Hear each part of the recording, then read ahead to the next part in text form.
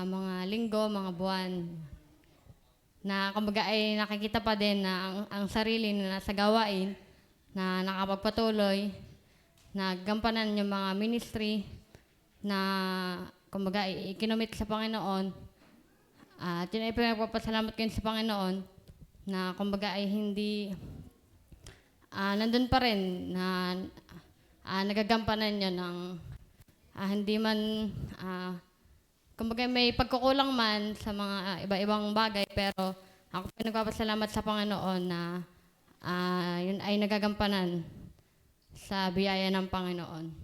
At ako po ay nagpapasalamat din sa buhay na patuloy na pinagkakaloob sa nagdaan ding kaarawan. Ako ay nagpapasalamat din na kumbaga yung kaarawan ay naging dagdag din na taon sa aking buhay na nandito pa rin sa gawain ng Panginoon. At ako po ay nagpapasalamat din sa aking pamilya, sa aking mga magulang, sa aking mga kapatid na kumbaga ay nakikita pa din sa gawain. Bagamat yung isa ay hindi pa, pero kami po ay patuloy na nanalangin na kumbaga ay dumating uli yung time na kami magkasama-sama uli sa pananambahan. At ako ay nagpapasalamat din sa patuloy na kumbaga availability din na naibibigay din sa gawain.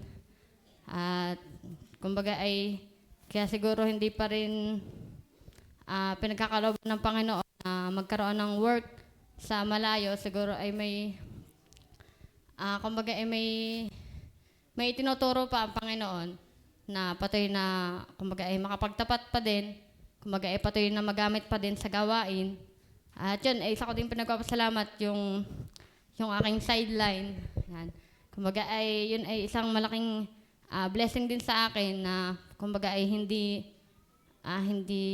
malayo yung aking work. Yun, diyan lang sa kahit bahay.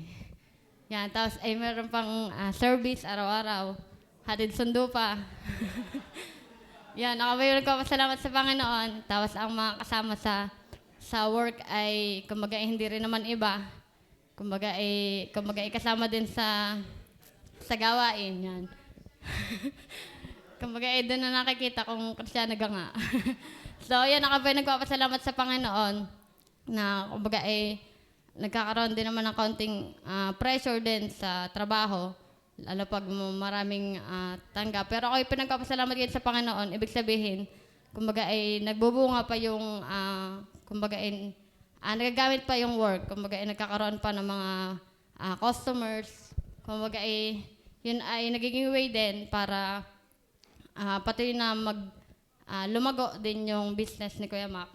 At ako po ay nagpapasalamat sa buhay nila na kumbaga ay yung dedication nila sa yung ganon na yung kanilang priority din na yung ang kanilang tanggapin na din na trabahador or kanilang employee ay kumbaga ay kasama din sa gawain. Ang priority nila ay yung matulungan din yung mga member, yung kanilang family side. Yun. So ako pinagpapasalamat sa Panginoon na kumbaga ay nabiyaan din, na kumbaga ay hindi man pa makapagturo pa sa secular, pero ako pinagpapasalamat sa Panginoon na nagkakaroon din ng income. At yun po ay nagagamit ko din na kumbaga ay natututo din na magbigay sa Panginoon. Kumbaga ay yung mga napapakinggan dati na tungkol sa